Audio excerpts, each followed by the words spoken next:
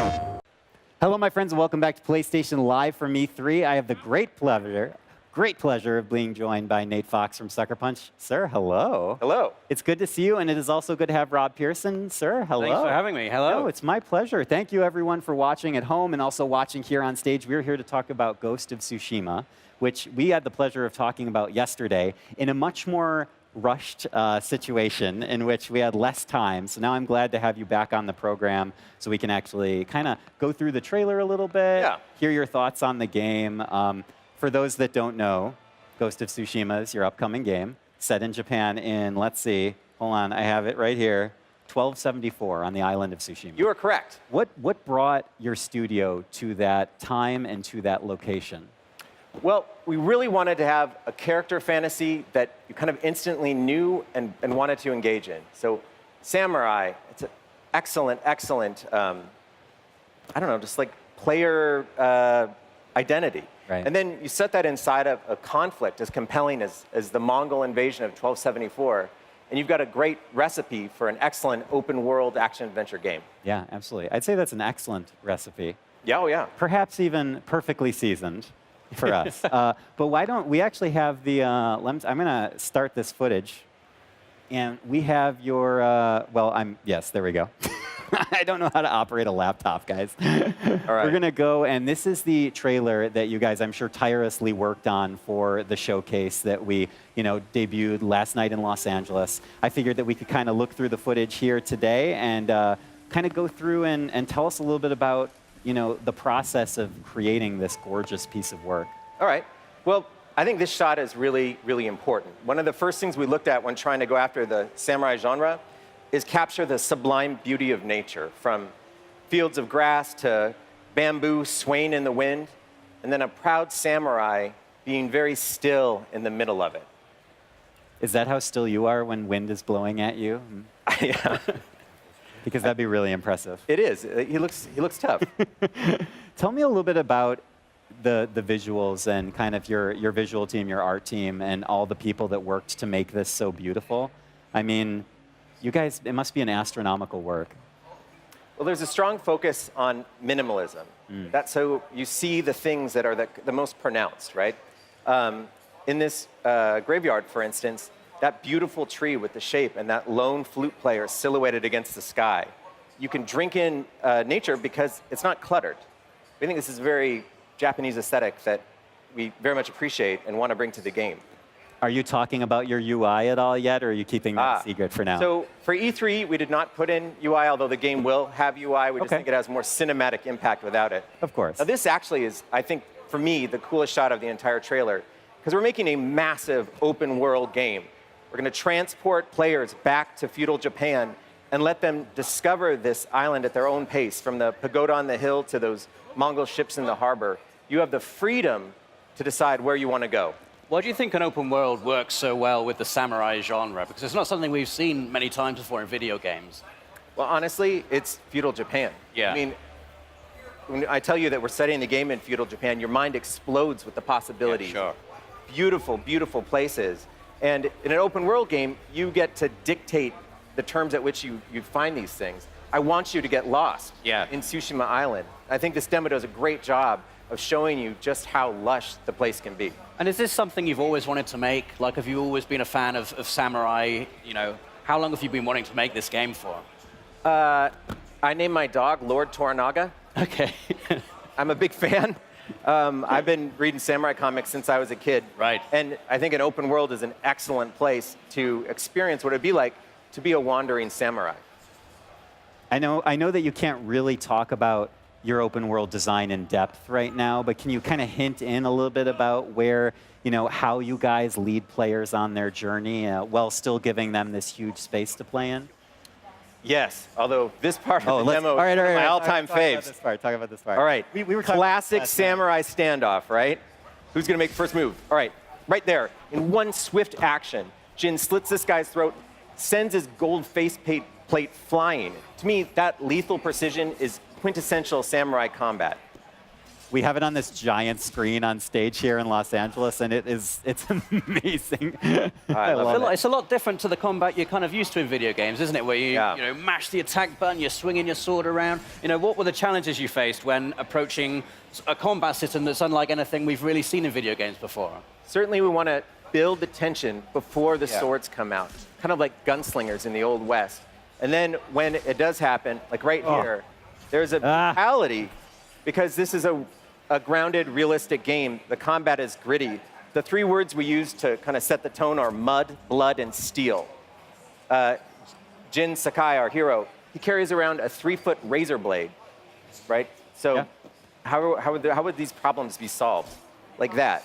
This guy is a practiced warrior who's defending his homeland.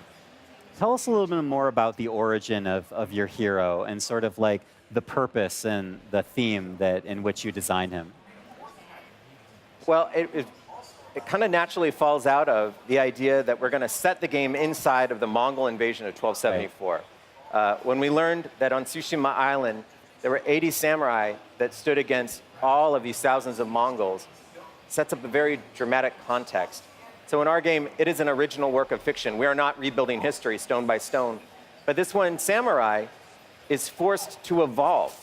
He came from a military tradition that's pretty rigid, and now to overcome the odds, he's having to bend his code and invent new ways to fight back. Oh, man. Are you talking at all about player progression and sort of the natural evolution of your character and your player? Or is it too early to say? No. I mean, there's absolutely progression in this game. For instance, we really want players to be able to move smoothly and have a lot of navigational options, like this grappling hook. I didn't see this last night. Oh, yeah. Not a standard samurai move. No. Because Jin is willing to bend the rules a little bit, he's moving in ways that the Mongols don't anticipate, and that allows him to do things like a stealth attack. It's my favorite bit coming up now. Oh, really? The triple takedown. Oh, yeah. Let me talk about that. Spectacular. This is what Rob does in the evenings. Is just sneak through rafters. Absolutely. Yeah. But this is another example of pre-combat tension that I find really enticing, because then you get the big payoff. Would you describe this as a stealth game? Stealth is certainly an element of it, but the fantasy is about the samurai who has to evolve who he is in order to fight back against overwhelming odds. Oh my God. It's like you guys planned all this so eloquently. I love it. Beautiful. I will not lie. Stabbing a dude through a shoji screen was an early idea about just who exactly Jin Sakai would be as he kind of learns to fight back against and would have to be in this situation. Oh, right? Yeah, to survive and to defend the land as well. I mean, this bit was really interesting here when we get the difference of opinion between these two characters who up until this point have been friends. How does that work in the story? Is this something you can decide, or is this like a pre-scripted story moment here? So this game is an anthology of stories, and I doubt you're going to find them all. There is challenge. a story of Jin's evolution as a samurai. And this is actually a side mission we decided to show at E3 to illustrate the tone of the game. This is not a simple war story. It's about real people inside of the brutality of the Mongol invasion doing whatever they can to survive. And good people in hard times make bad decisions, right? That's Jin's reality. And these are the sorts of stories that you'll encounter in the game.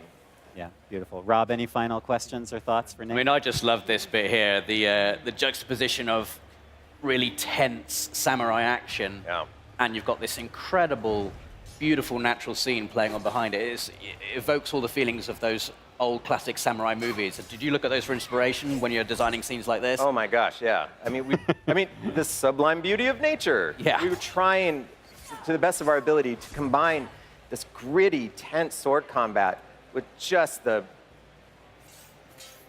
beauty of a sunset through the leaves of a tree. Yeah. Putting them together, to us, feels like the right thing to do to bring the world alive. Now, oh wait, I'm going to show you something.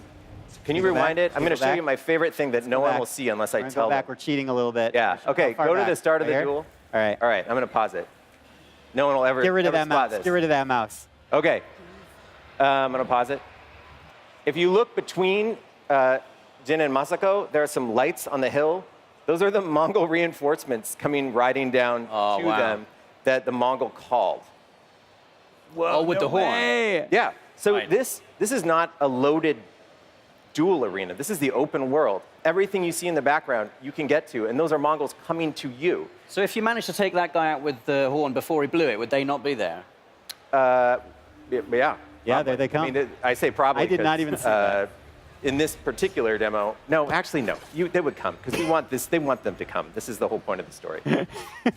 Before I let you go, Nate, I have one final question, and it's something that Jason and I were speaking about briefly last night after you guys came on the show, and that is, how do you sort of find a line between creating the ultra-realistic, visually acute, graphics that we're seeing here with a dreamy, surreal quality that they have with the kind of enhanced color palette and the enhanced lighting? I mean, where do you dial the barometer in the studio on that? It's a lot of give and take, trying to find the thing that makes it feel the most alive. But in this case, it's just going after a feeling of nature well stated. I don't know if you've ever gone hiking and just looked at the trees and you feel like suddenly you can see color you don't normally see because you're in a much more focused environment. That's certainly the case here.